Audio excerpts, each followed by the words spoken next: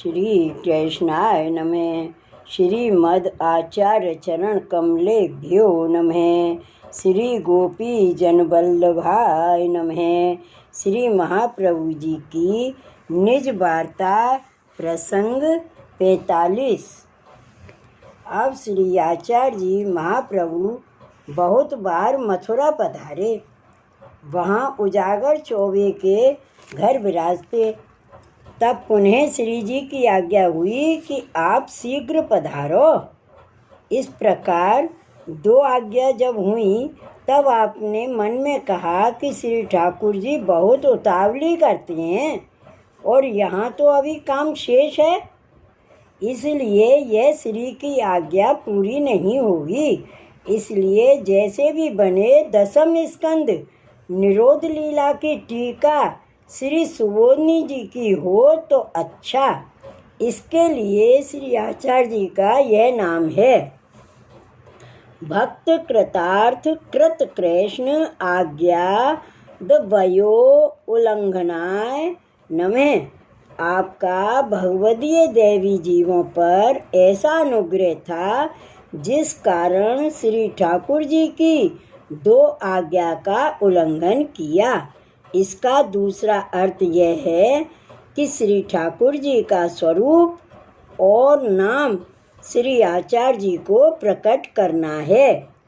वह स्वरूप तो श्री गोवर्धन नाथ जी ने प्रकट किया और नाम तो जब श्री सुबोधनी जी प्रकट हो तब हो। इसलिए दो आज्ञा श्री ठाकुर जी की आपने नहीं मानी। श्री ठाकुर जी श्री आचार्य जी को शीघ्र बुलाते हैं। उसका कारण क्या है?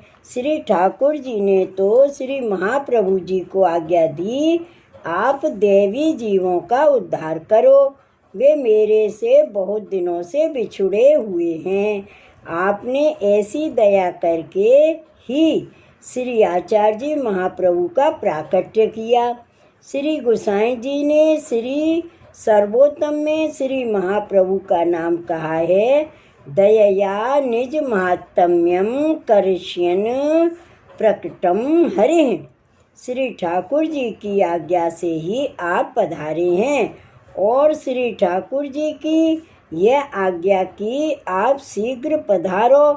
उसका हेतु यह है कि श्री आचार्य जी महाप्रभु का नाम श्री वल्लभ है। वह श्री ठाकुर जी को बहुत प्रिय है। इसीलिए श्री आचार्य जी का नाम श्री सर्वोत्तम में श्री गोसाई जी ने वल्लभाख्यान में ऐसा कहा है और श्री आचार्य जी को श्री ठाकुर जी अति प्रिय हैं। ऐसा अनिर्वचनीय परस्पर स्नेह है। ऐसा स्नेह छोड़कर श्री आचार्य जी भूतल पर कैसे पधारे? उसका यह कारण है कि आज्ञा का उल्लंघन नहीं करना, अपने को दुख सुख हो वह सहन करना, ऐसा स्नेह का धर्म है। इसलिए श्री ठाकुर जी से बिछुड़कर श्री आचार्य जी विरह का अनुभव करते हैं। उसी को श्री गोसाई जी ने सर्वोत्तम में कहा है। विरहानुभवै कार्थ सर्व त्यागोपदेश कहें। आप तो साक्षात पूर्णानंद हैं, वस्तुतः कृष्ण एव। इसलिए साक्षात श्री कृष्ण पुरुषोत्तम भी श्री आचार्य जी महाप्रभु आप हैं। उसको स्थान स्थान पर भगवदियों ने गाया है।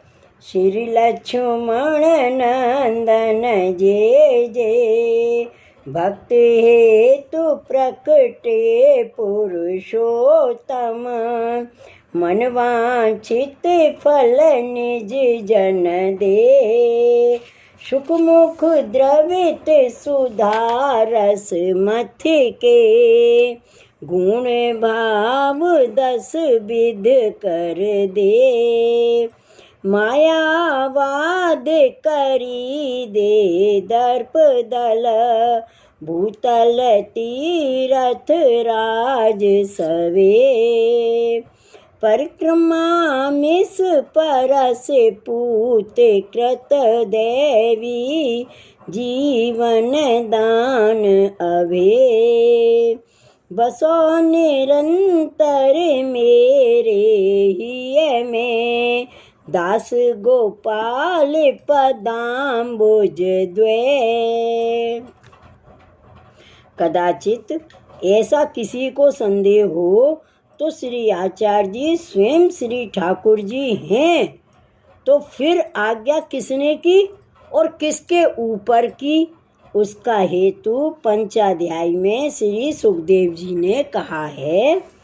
अनुग्रहार्थ भक्तानां मानुषम देह मां स्थित हैं, भजते तादर्शीं क्रीणाम या श्रुत्वा तत्परो भवेत्।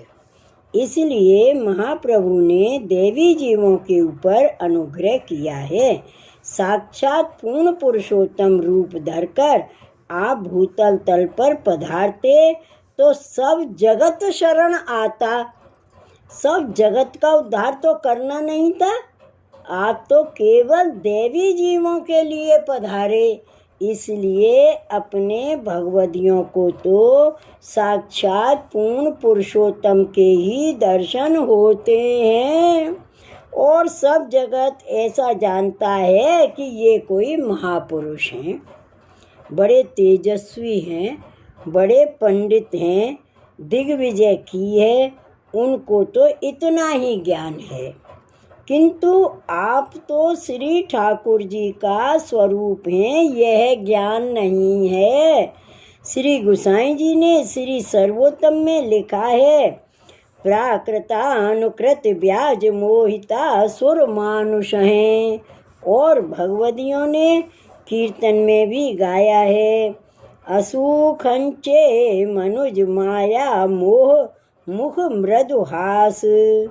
श्री आचार्य जी के मृदुहास से सब जीवों को मोह होता है, और देवी जीवों को तो सकल लीला विशिष्ट दर्शन होता है।